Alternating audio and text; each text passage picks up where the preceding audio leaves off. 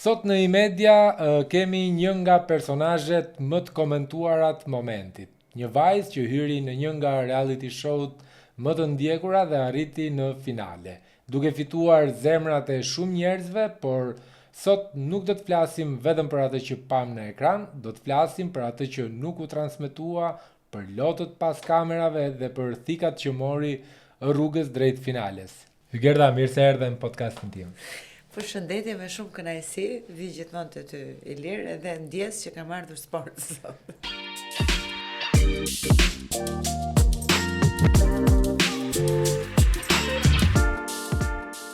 Në fakt, njerëzit janë mësuar që ta shohin Hygertën si atë zonjën e rëndë të sportit, gjithmonë e kuruar, gjithmonë serioze. Jo, unë e kuruar jam, dhe tani thjesht jam sport edhe që të ripak më real. Dhe nga ana tjetër në Big Brother VIP Kosova, pam një Hygertë që qanë, që debaton, që thyet. Çfarë ndodhi aty brenda? Po, aty janë shumë emocione edhe ka shumë presion, izolimi, fakti që ti s'ke fare informacion, sidomos për familjarët, është një gjë që është tepër e vështirë për tu menaxhuar. Plus pastaj në jetën e përditshme, në jetën normale, ti ke mundësi që të zgjedhësh njerëzit me të cilët mund të komunikosh, kurse aty s'kishe nga shkoja, kështu që duhet të përballoj. Po. Edhe do përballoj ata njerëz që produksioni kishte vendosur të fuste në të njëjtën shtëpi, kështu që prandaj ka qenë edhe ato uljet e ngritet, megjithatë unë them se e kam menaxhuar goxha mirë. Shiko, ti sapo ke dalë, tani janë pak javë, domethënë që ke dalë nga finalja, e ndjen se fitove famën apo thjesht e gërvishte një çik ose imazhin më mirë? E gërvishta them, sepse fama nuk më ka munguar në Shqipëri. Që për vitit 98? Po, që 95. Okay, 95 mos më ishte 3 vite. 30 vjet. Po, 30 vjet. Edhe nuk më kishte munguar, edhe në Kosovë më njohin shumë. Por në Kosovë nuk më njihte brezi i ri, kështu që tani thjesht gërvishta pak te brezi i ri, po asgjë më shumë, kështu që fama nuk është se ka munguar, po jo, më ka munguar, në kuptimin që nuk është se ishte fama ajo që ka marr faktin që shumë njerëz, një publik i gjerë, ka kuptuar se si është Hygerta në jetën e përditshme dhe jo vetëm ajo që del në televizor. Çfarë bëre ose e ke marr veten pas izolimit se 3 muaj, ja? 3 muaj e gjysmë. Prapë jo nga 102 ditë, ngele duke migrojnë gjërat. A dhe doj pyetja. Kur më thua 102 ditë, më duken si ato premtimet e qeverive që në 100 ditë të para do bëjmë këtë, do bëjmë atë. Po ti çfarë bëre në natën e parë pas lirimit? Mua më kishte ardhur mami edhe vajza, edhe ikëm së bashku në hotel. Çfarë bëra? Filloi të raportonte kush kishte folur keq, kush kishte folur mirë, çfarë kishte ndodhur jashtë, çfarë kishin thënë opinionistët, tifozja ime personale me detaj dinte që të gjitha, po me thënë të drejtën natën e parë isha pak kështu vetëm se kësaj e befasuar. E befasuar në shumë aspekte, sepse aty brenda nuk ja ke idenë se çfarë ndodh jashtë, çfarë impakti ke patur. Nganjëherë janë dhe sa njerëz që ndoshta ti ke besim dhe vlerësim edhe ndoshta nuk të kanë mbështetur, ose mund të jenë sa njerëz që ti ndoshta s'ke pasur kurrë lidhje, por në fakt kanë mbështetur shumë më shumë. Kështu që janë shumë gjëra për kur del nga një izolim kaq i gjatë, po nuk kishte ndonjë tronditje e madhe që vetëm thashë theme për më shumë, përveç se të përqafohesha gjithë kohës. Edhe lëshova dhe pak gojën, që të tregoj me sinqert. Ishe shumë e tërhequr. Po, ishe, jo se fillova, po thoja ndonjë gjë të madhe, po në kuptimin ishte shumë kënaqësi ajo që mund të flisja si të doja edhe nuk më thoshte njëri kujdes mikrofonin. Ishte shumë interesante. Nuk ishe pip. Jo, nuk ishte. Jo, nuk po flas për pip, po flas domethënë që të shprehesha siç doja, sepse aty gjatë po themi aty formate, ti disa emra nuk mund t'i përmendësh, disa televizione nuk mund t'i përmendësh, produkte nuk mund të përmendësh. Domethënë janë shumë gjëra që nuk lejohen atje. Kështu që ti e gjatë gjithë kohës që një gjë që të shpëton dëgjon një ky Gerda kujdes mikrofonin. Edhe e ke parasysh ajo ideja që unë flisja rehat dhe përmendja çfarë të doja, domethënë e shijova. Jo bashur, jo se është. Shumë vajza dhe shumë djemë zgjedhin të futen në formate të tilla për të marrë atë famën, pasi dalin pastaj e shohin si mundësi për të punuar në ndonjë media apo qoftë edhe për të fituar kredibilitet në botën e mediave online. Ti pse zgjodhe këtë? Pse hyre në Big Brother? Ç'a të mungonte ty? Ç'a mungonte? Jo, nuk më mungonte gjë. Por që oferta ishte jashtë, se tani duhet ta pranoj këtë gjë. Një, e dyta, siç e thash, në Kosovë. Domethënë ke marrë lek të net kot. Jo, kot kam denjur unë se kam vuajtur. Nuk fitojnë lekët kollaj. 102 ditë, ë? 102 ditë, nuk janë pak. Jo, po duke qenë se jam në punë, jam krye familjare, tani sigurisht unë nuk mund t'i edhe të them mirupafshim çdo gjëje thjesht për të futur në një format të këtij lloji apo thjesht për audiencë. Sigurisht që ka një kosto ekonomike edhe kjo gjë.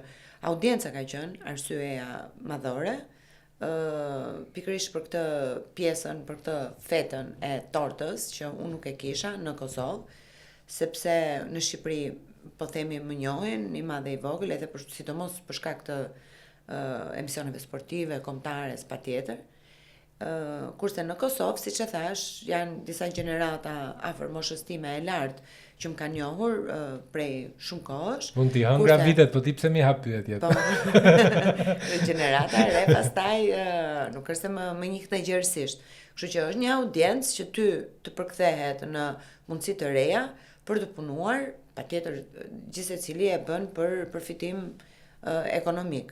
Askush nuk vjen aty, po themi thjesht për të kaluar ca kohë edhe për të dalë në televizor. Gjithsecili ka një qëllim dhe qëllimi im ishte një audiencë më e madhe dhe shumë mundësi të tjera për të punuar. Në fakt realisht është e vërtet, sepse shpeshherë nga jashtë duket sikur aty brenda janë njerëzit që marrin pjesë apo konkurrentët janë në rehatin e tyre, kanë çdo gjë. Por nga ana tjetër kanë dhe shumë gjëra që ka lënë pas familje, ka lënë pas problematike nga më të ndryshmet. Gjithsecili vjen për një qëllim caktuar, dikush për famën, dikush për të promovuar atë që ka për të promovuar, dikush për të kapur disa kontrata, mund të jetë këngëtar, mund të jetë, nuk e di, kërcimtar, aktor, ka shumë gjëra të këtij lloji, edhe unë kam një profesion që ka të bëjë me publikun, kështu që një audiencë më e gjerë sigurisht që është një plus. Kuptoj, tani pyetjen unë duhet ta ndryshoj, duhet të pyes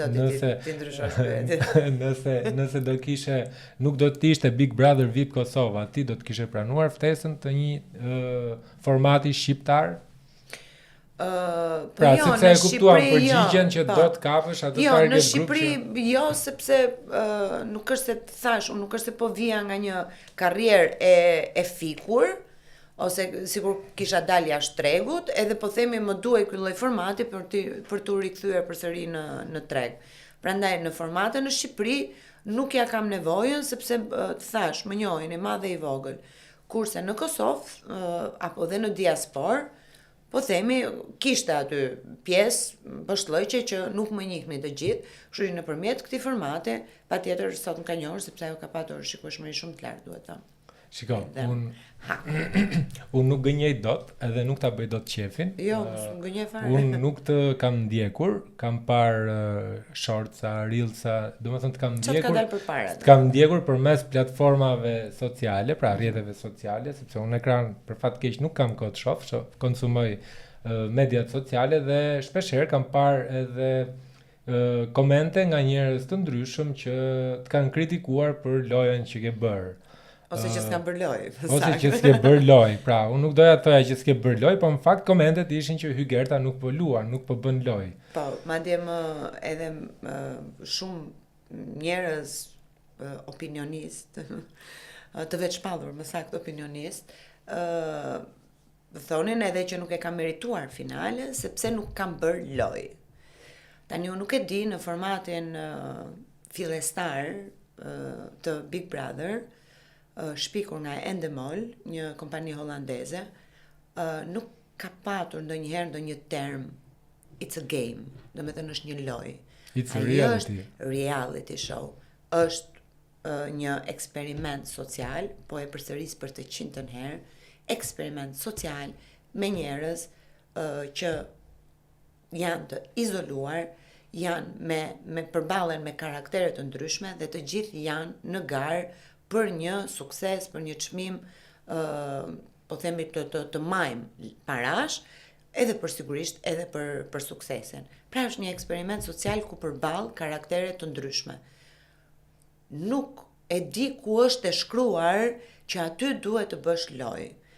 Pra duhet fillosh të mashtrosh në një farë mënyre, ose të bësh disa gjëra edhe pse nuk i ke, vetëm se për hir të lojës. Dhe në këtë aspekt unë nuk arrit të kuptoj këta opinionistët që duan të vlerësojnë lojën, edhe pse në shumë raste që është treguar aty ka qenë e sajuar, sepse shumë njerëz kanë dalë edhe kanë thënë që unë nuk jam kështu, po unë këtë e bëra për hir të lojës, dikush ka ofenduar, dikush ka sulmuar në familje, dikush ka mashtruar keq fare, dikush ka luajtur me ndjenjat, dhe kjo u quajt ka lojë, dhe kjo u dash ka vlerësuar dhe kjo dash ka shkuar në finale. Unë nuk jam fare dakord me këtë pjesë, nuk kam qenë as para se të hyja dhe vazhdoj të jem po me këtë teori, po themi, dhe e kam besuar këtë gjë, këtë teoritimen, edhe kam bërë me vetdije të plot. Unë e dija shumë mirë që ndoshta për këtë arsye nuk do isha ajo ndër më të preferuarat ose në qendër të vëmendjes, por e kisha marrë përsipër rrezikun, sepse në një farë mënyre këto lloj gjërash mua nuk më përkasin, nuk jam pjesë e imja. Kështu që nëse unë po themi jo se jam e zonja ti bëj unë këto. Intrigat, kush ka intelekt, kush ka zgjuarsi, ditë i bëj shumë mirë. Ditë të sajoj, ditë të bëj sikur ka rënë në dashuri, ditë të bëj edhe trekëndsha dashurie, ditë të ofendoj, ditë i bëj të gjitha, absolutisht. Por puna është që zgjedh të bësh. Por ke dashur të tregosh një realitet tëndin që njerëzit nuk e njohin. Dua të tregoj Hygertën, unë jam Hygerta, kam ardhur këtu, jam futur këtu me këta njerëzit dhe më shikoni se si unë reagoj në situata të ndryshme me njerëz të ndryshëm, me përballje të ndryshme. Do paraqes Hygertën, doni të njihni Hygertën apo doni të njihni Hygertën se ç'a mund është e zonja të sajoj për lojra. Jo, unë këtë nuk e doja dhe as e kam dashur kur. Kështu që këta tipat që po themi promovojnë këto sajesat fake vetëm për hir të lojës, sepse njerëzit duhen argëtuar me skandale dhe me klikime, për mua janë, nuk di çfarë them, janë gjitholog që marrin përsipër, nuk kanë bërë asgjë në jetën e tyre, edhe e kanë marrë famën duke komentuar të tjerët, kështu që nuk i marr fare seriozisht. Në fakt, jetojmë në një kohë ku antivlera është ndonjëherë ose shpeshherë është mbi vlerën. Jo, nuk është mbi vlerë, mbi vlerë mund të jetë për njerëz që duan të konsumojnë video dhe shortse në rrjetet sociale dhe të thonë, "Ua, çfarë ndodhi? Ua, si ja tha, ua, si ja bëri?" Për këta njerëz po, për ata njerëz që kanë, po themi që kanë një lloj niveli, edhe që janë intelektual, nuk i preferojnë këto lloj gjërash. Unë kur kam dalë nga ai format, kam takuar njerëz, kam marrë mesazhe pafund, të cilët më vlerësonin për logjikën, për argumentin, për po themi ndërhyrjet e sakta, për mos përfshirje në situata nga këto të tmerrshmet edhe skandalozet. Pra, në një farë mënyre më kanë vlerësuar dhe kulturën, dhe bagazhin, dhe intelektin, dhe mënyrën e sjelljes, dhe edukatën, dhe forcën, dhe të gjitha. Dhe për mua kjo është mjaftueshëm, sikur edhe 5% janë këta që më kanë vlerësuar për këtë, unë jam shumë e lumtur. Këta të tjerët, në 5%, nëse kanë dashur skandale, unë jam shumë e lumtur që s'm kanë preferuar. Nuk e kam fare problem. A ishte kjo një arsye, le të themi, e mos fitores tënde? Po patjetër që po, sepse përveç faktit që në përgjithësi në këto lloj formatesh janë shumë të rinj që janë konsumator, po themi, të këtyre lloj formatesh dhe një 23 vjeçar, 24 vjeçar, nuk të më pëlqej mua 48 vjeç, se kemi koncepte shumë të ndryshme ne për shumë gjëra. Do preferoj çunat e rinj, vajzat e reja, patjetër që po. Apo dhe sjelljet e tyre. Po, patjetër do shkojnë sipas moshës së tyre. Kështu që kjo po, dhe ata që ishin në finale në një farë mënyre, kishin bërë goxha në këtë, e kishin marrë pak seriozisht lojën. Kurse unë lojën nuk e mora kurrë seriozisht. Unë kisha qëllim thjesht të tregoja vetveten. Kjo jam, këto janë dhe defektet e mia, këto janë dhe problemet e mia. Me gjitha, po themi ngjyrat, po të hygertës. Nuk doja të tregoja një hygerë që s'ekziston. Ose ekziston vetëm për hir të Big Brother dhe për të fituar çmimin. Mendon se do kishe fituar po të kishe patur disa konkurrentë të tjerë apo nëse do kishe përdorur një nga strategjitë që ti nuk i përdore?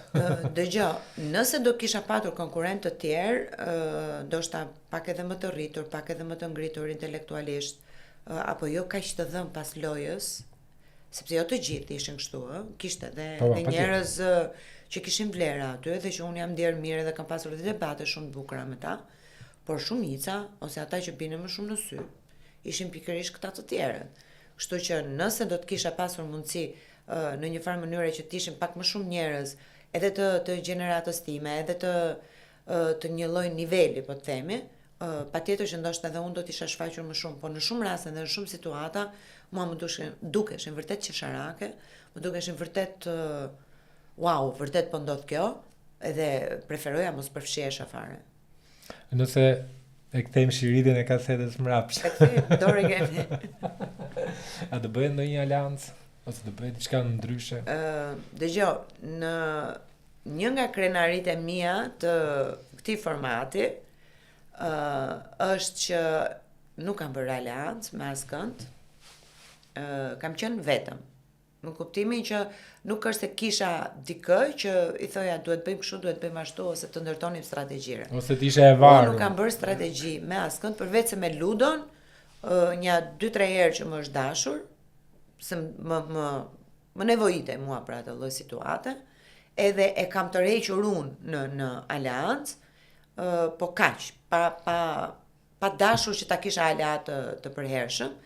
Një kjo, edhe e dyta është që çdo gjë e kam kaluar pa u përplasur në dhomën e rrëfimit, sepse unë shikoja shumë banorë që kalonin shumë kohë në dhomën e rrëfimit, duke folur për çfarë do lloj situate, po edhe për situata më të thjeshtë, kurse unë edhe për situatat më të rënda i kam kaluar vetëm edhe nuk kam trokitur ndonjëherë në dhomën e rrëfimit për të folur apo për të diskutuar. Regjia, këtë e dua shorts. Këtë me ludon, ha? Shiko, e di ludon, e ka pranuar. A ka patur ndonjë moment që ke thënë nuk ja dal dot më, nuk rrihet më, do iki, do ta lë lojën për gjysmë, nuk duroj dot më, nuk e di çfarë po bën Ana, nuk e di çfarë po bën mami. Kjo po. Po kam thënë shumë herë sepse nga një herë nuk e gjeja veten fare. Thosha po mirë, okay, në rregull, po rri, po çfarë po bëj unë këtu? Si mund ta shfaq unë veten? Sepse kishte edhe një gjë aty që unë jam mësuar të dialogoj, edhe jam mësuar që të diskutoj pa uluritur, pra të përplas mendime, opinione, argumenta, kundër argumenta, edhe këto lloj debatesh më shijojnë. Kur kaloj aty me si bemol major, që unë edhe nuk kam shumë zë, në një mënyrë, nuk është se kam ndonjë tingull zëri shumë të fortë, po themi si zë. Edhe vuaja vërtet, plus duhet patjetër të bërtisë se ndryshe nuk dëgjoheshe, ose më saktë dëgjoheshe në mikrofon, po nuk të dëgjonte tjetri. Kështu që këto ka qenë vuajtje në kuptimin e plotë të fjalës, edhe ka pasur shumë momente që thoja më mirë të dal, po pastaj nga ana tjetër thoja pse dorëzohem, se e mbaj veten për femër të fortë edhe që nuk dorëzohen përballë vështirësive, kështu që nuk doja që kjo të ishte një nga ato gjëra që unë ta lija për gjysmë. Nuk e bëj dot. Nuk e bëj dot. E kam çik inate si njeri që dua të çoj gjëra deri në fund. Kështu që ja dola. Me vështirësi po ja dola. Po ama më smiri. Mirë, po. Unë jam shumë e kënaqur për atë çfarë ndoshta kërkon publiku nga ky format që unë vazhdoj ta përsëris, nuk është për çfarë është krijuar, po e kemi transformuar ne në një gjë të tillë. Dhe për atë që paraqita unë jam patjetër që kam fituar. Shiko, realisht unë kam parë vetëm një po themi një puntat, një si quhet një Prime. Jo Prime, po i referohem showve të viteve të mëparshme, kam parë kam parë le të themi edicion. Okay. S'pam vind. Ja ndihmojon. Kam parë vetëm edicionin e parë që është bërë në Shqipëri dhe realisht fituesi ishte Arber Çepani. A ti thua me njerëz pa njohur? Me njerëz pa njohur. 20 vjet më përpara. Po sepse në fakt është pak dhe e çuditshme sepse në një Shqipëri që janë 2.2 milion banor, kemi edicione çdo vit Big Brother VIP dhe sa VIP-a prodhojmë ne në Shqipëri. Dhe unë gjithmonë Big Brotherin e kam parë si thua për të marrë një model. Po, çfarë modeli është Arber Çepani? Çfarë modeli është Shaqiri që fitoi edicionin e parë me VIP-a? Pikërisht. Luizi ishte ndonjë që mashtroi dhe bëri namin e zi me Shikoj, Luizi përdori një strategji, sepse kishte bërë një vëzhgim, një studim të gjithë show-ve në përbërë. Po, brenda rregullave. Po, patjetër, dhe bëri një lojë, le të themi, të edukuar, të kulturuar dhe dha një model shoqëror që saqë edhe u reflektua në masë, saqë edhe adoleshentët filluan të lyenin flokët si Luizi apo të qetëshin si Luizi. Po, Luizi dëgjoj, Luizi është fenomen tani, nuk po merrem me Luizi. Po Laerti ishte pikërisht modeli im.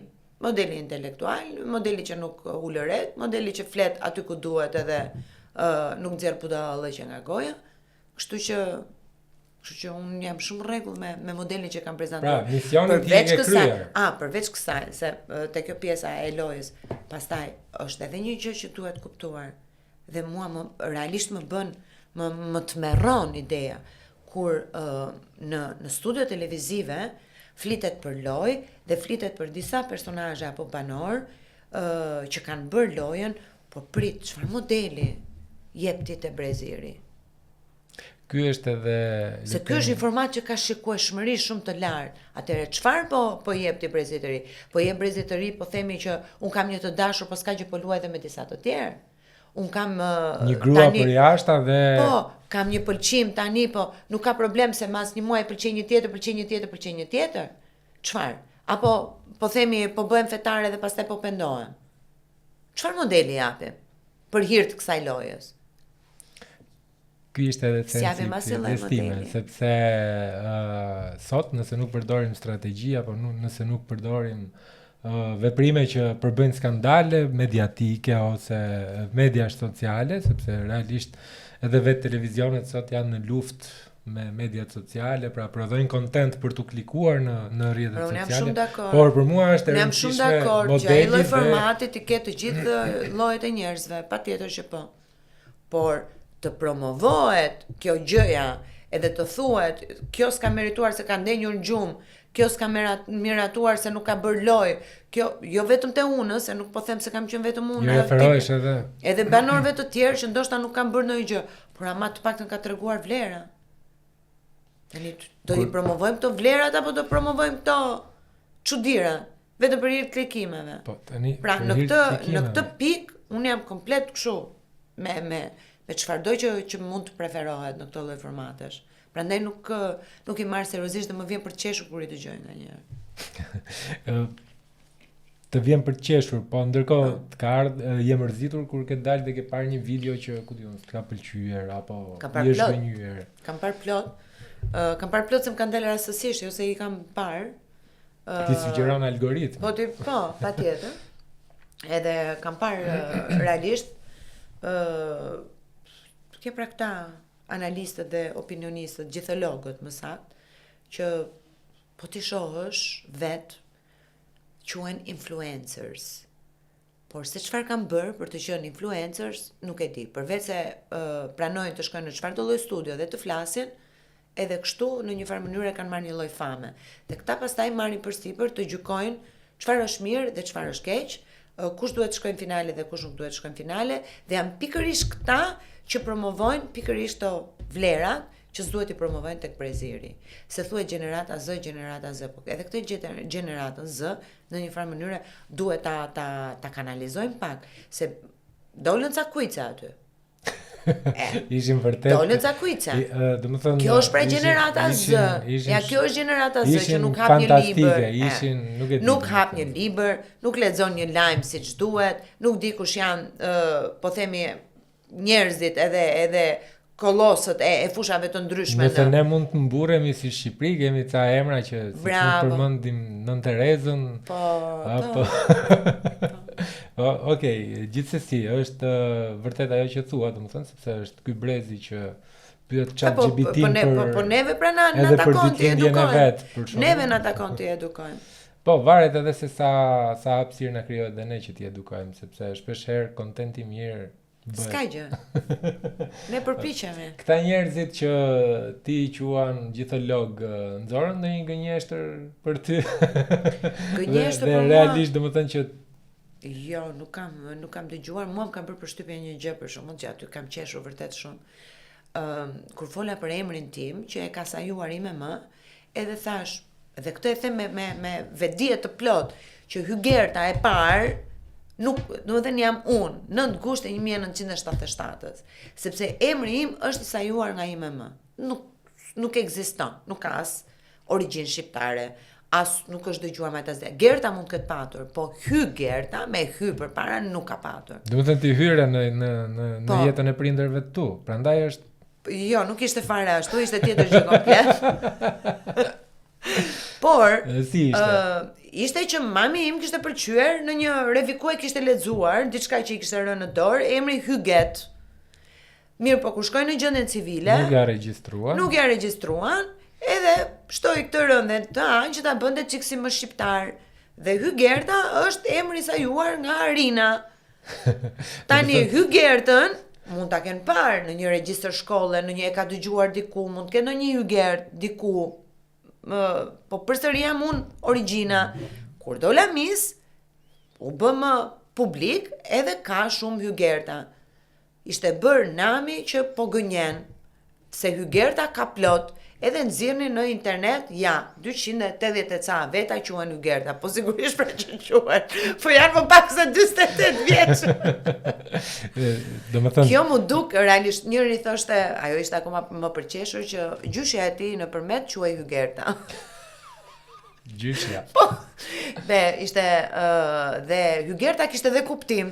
Shikoj se ishte një periudhë kohë që emrat në Shqipëri lejoheshin që të ndryshohen dhe ndoshta gjyqja ka pas mbarime, përfundime në epokën kur në Shqipëri nuk lejoheshin këto emrat me mbaresa. Ishte realisht shumë qesharake edhe më erdhi thash me vete, po edhe këtu, po si mund të gënjeju për emrin, domethënë se kjo është të jesh çmendur që në një format televiziv që e shohin miliona ti të guxosh të gënjesh.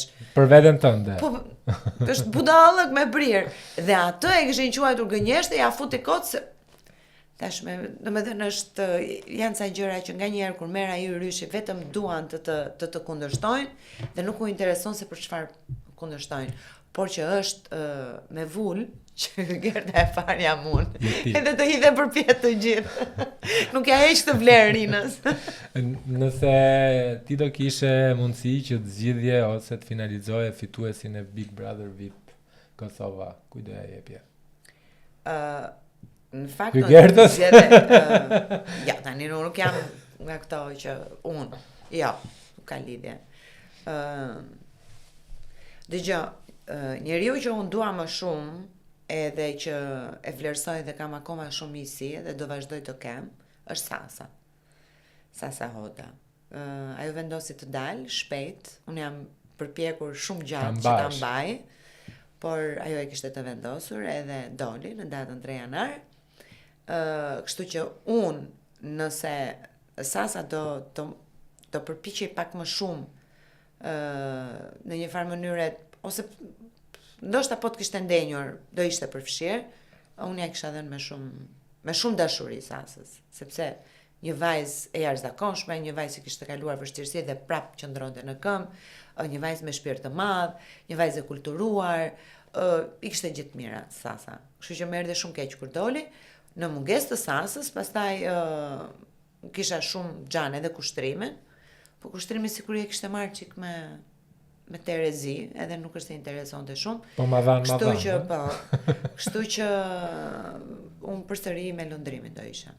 Se lundrimi të paktën në shumë gjëra, përveç se ka dhënë shumë gjëra të tij, është dhe djalë shumë i talentuar, po edhe pse kemi patur kontradikta, kjo nuk do të thotë që ai nuk ka vlera dhe unë nuk e vlerësoj.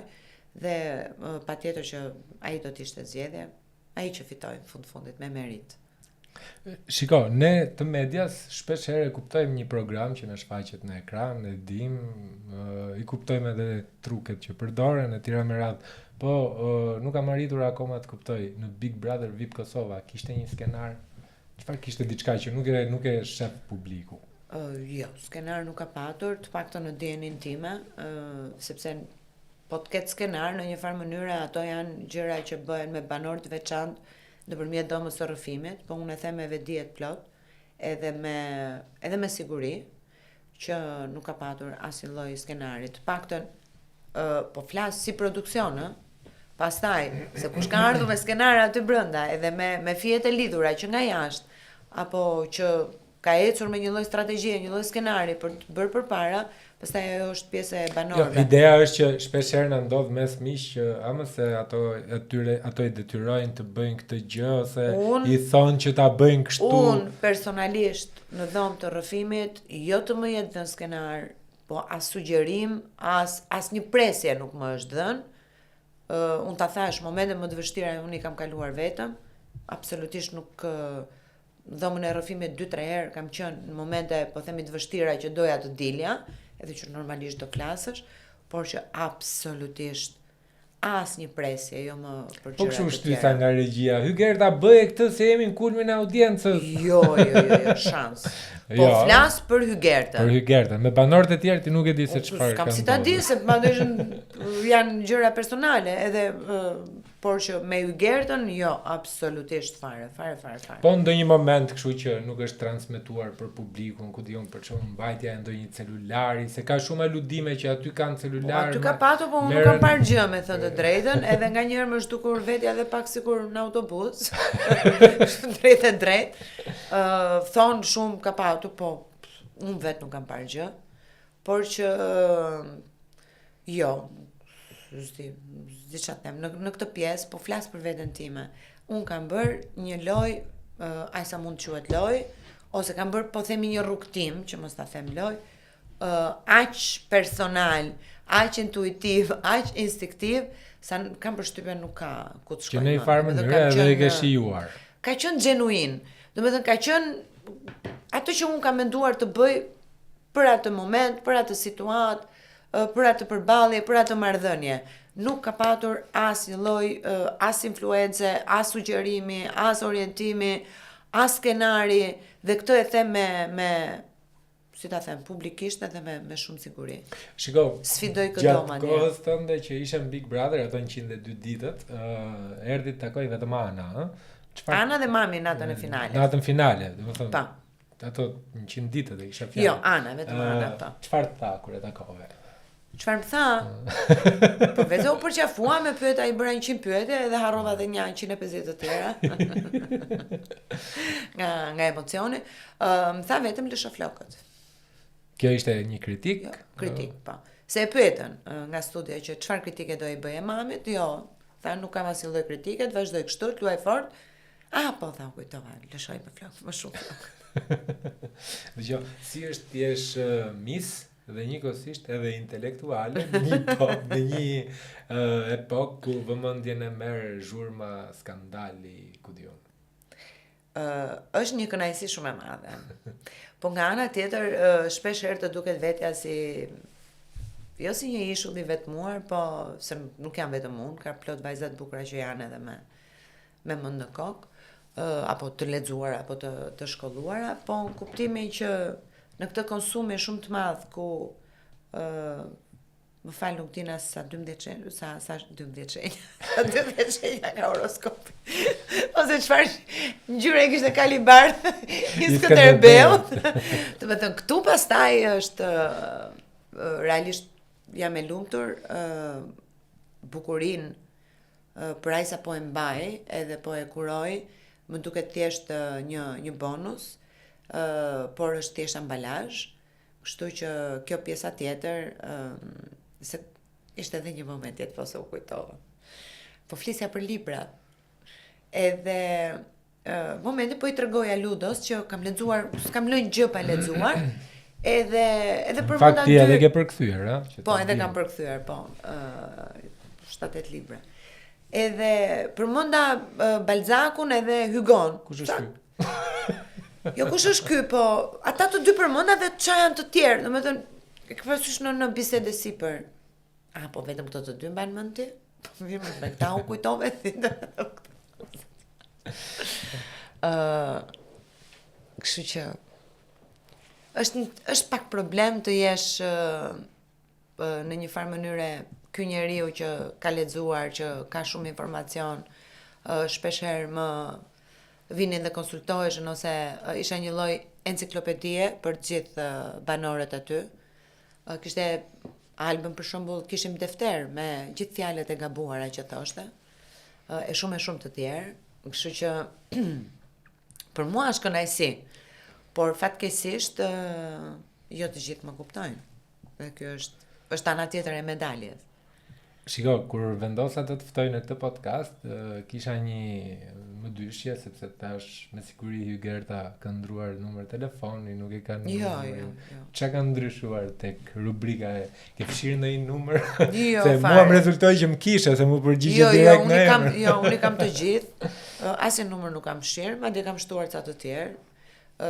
S'kam arsye pse të fshi numra, madje edhe me njerëz që mund të kenë folur ose mund të kenë thënë ndonjë gjë, nuk kam asnjë lloj problemi, sepse fundit është opinioni i tyre, edhe nuk do të thotë patjetër që është i drejtë. Fatkeqësisht, e respektoj patjetër, fatkeqësisht e kam përsëritur shumë herë dhe besoj se është bërë hit kjo shpreha tani e Umberto Ecos që më përpara njerëzit, s'po them budallënj, se nuk janë gjithë budallënj, po njerëzit rrinin pas një gote vere në një kafene dhe flisnin për çdo gjë, kurse tani rrjetet sociale i kanë dhënë zë kujdo. Kështu që kushdo që ka një celular, që ka internet, që ka një rrjet social, mund të marrë përsipër, të jap mendim edhe të flas për çdo edhe për gjithçka. Kështu që në këtë moment unë s'ja ndaloj dot. Por që ti marr seriozisht ose jo, kam drejt edhe mund ta bëj. Mund ta bësh patjetër. Pas kësaj eksperience, çfarë ka ndryshuar? Ke marrë ndonjë ofertë nga ndonjë kompani e madhe, kompani e vogël, ofertë televizive, pse jo, se ti vjen ti je në RTS. Unë vazhdoj të jem në RTS edhe jam në një emision që e dua shumë. Kështu që për momentin nuk kam ndërmend edhe nëse vijnë apo propozime ndryshme që mund të jenë. Për momentin deri në fund të sezonit nuk kam ndërmend të konsideroj gjë. Kështu që mos bëni kot oferta, sepse RTS-ja nuk të bën kundër ofertë. Jo.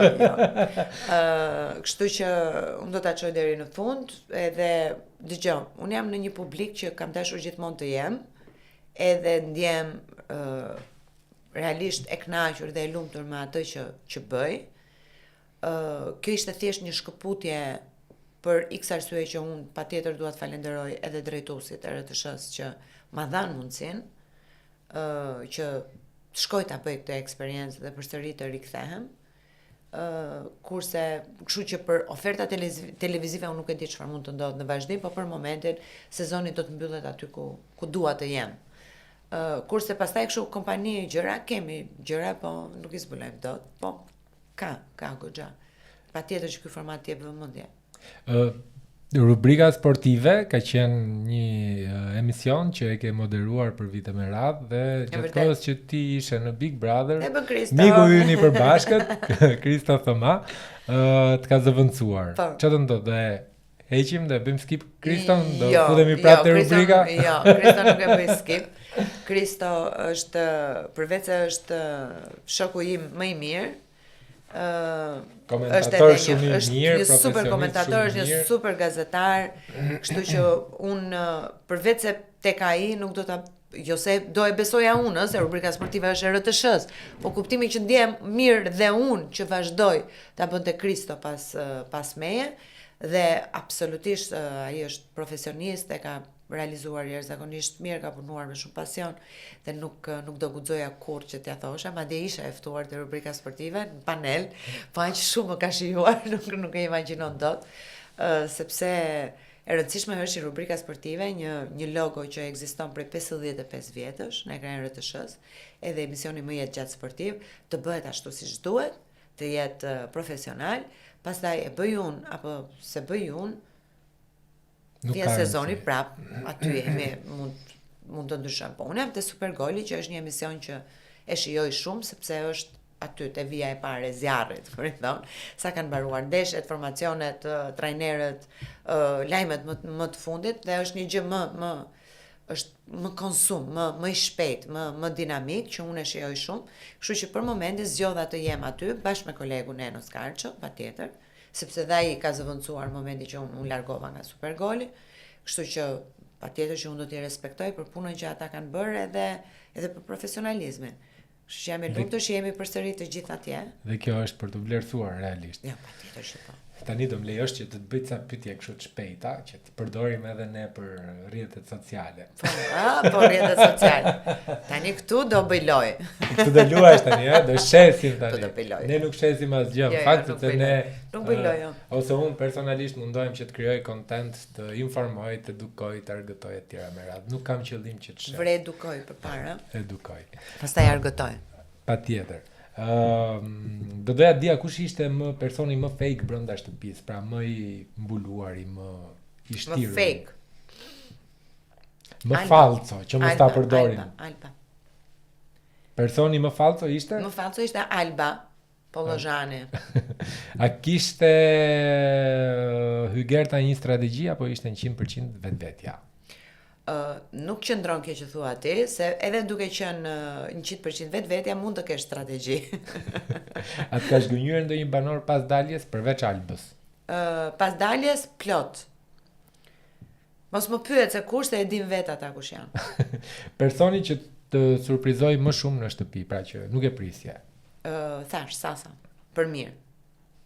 A do të hyje përsëri në një show të tillë? Larg qofti. Se me je gati për 100 ditë tjera? Jo, nuk jam gati për 100 ditë tjera, nuk jam gati për të bërë lojë për t'i pëlqyer publikut, kështu që jam shumë e lumtur me këtë eksperiencë që bëra edhe mjafton. A ishte finalja një fitore apo një humbje me stil? Jo, humbje me stil nuk ishte, nga ana ekonomike po, humbje me stil ishte. Humbje drastike, Çmimi I madh se morëm dot. Jo, sinqerisht, tani se ishte shaka, për mua ishte fitore. Fitore për atë që, siç e thash, preferon publiku të shoh, edhe për atë që dash unë, edhe që nuk pendohem që e dash. A kishte, ose a ka mbetur diçka që publiku nuk arriti ta mësoj nga ty, diçka nga... Po unë I tregova të gjitha aty, ku ti unë, se ti? Po ti kisha harruar pyetjet që duhet I bëj anës. Nga 100 pyetje që I bëre, kisha harruar edhe 150. Po, Kujtoj një herë mos ka ngel gjë pa. Ja, të kujtoj, po nuk di. Si ti, ndoshta për karrierën time, s'është se kam folur shumë aty, Më shumë është dhe mundësia të bëj gjëra, të moderoj gjëra, edhe faleminderit sepse ma kanë dhënë mundësinë, por që ndoshta për karrierën time për shkakun pothuajse nuk kam folur fare. Edhe për përkthimin e librave. Po ato jo, ajo është po në shumë gjëra që kam bërë, pothuajse nuk I kam përmendur sepse isha me idenë që nuk kam pse tregoj tani se çfarë kam bërë, sepse në fundit tu kam ardhur si një personazh publik, po që të tregoj ca gjëra të tjera, jo çfarë kam bërë jashtë. Ose çfarë dihet dhe çfarë kam bërë deri tashmë. Po ka përshtypjen që njeriu duket në një farë mënyrë. E prezanton veten se ajo është kohë shumë e gjatë, nuk është se unë ja 2 javë 3 javë dhe s'pata mundësi ta shfaq veten. Ti tregove që jo vetëm klasi po thoja, por edhe intelekti nuk të ka munguar, tregove forcën e gruas që ti përfaqëson dhe nga ana tjetër tregove për mua një model të suksesshëm dhe edukues në atë reality show. Shpresoj që të jetë përcjell kjo gjë sa më shumë njerëz Ilir në Shqipëri, po shumë, të paktën shumë njerëz që kam takuar, më kanë kontaktuar, jam shumë e lumtur për këtë gjë. Po edhe në Kosovë kam marrë shumë mesazhe, për shembull isha në Gjakov, edhe kam marrë shumë dashuri. Isha në Pej, ka filluar të lëviz pak nëpër qytete, sepse dua të jem mirënjohëse për gjithë ata njerëz që më kanë mbështetur, më kanë votuar, edhe kam edhe ca plane që të shkoj edhe në ca qytete të tjera, kështu që edhe në Kosovë më kanë vlerësuar shumë dhe për gjithë ata, për gjithë ata që më kanë vlerësuar, shumë dashuri. Faleminderit edhe një herë që ishe pjesë e podcastit. Shumë suksese në vazhdim, Ilir. Faleminderit. Miq, kjo ishte Hygerta Sako dhe bashk shihemi në javën e ardhshme.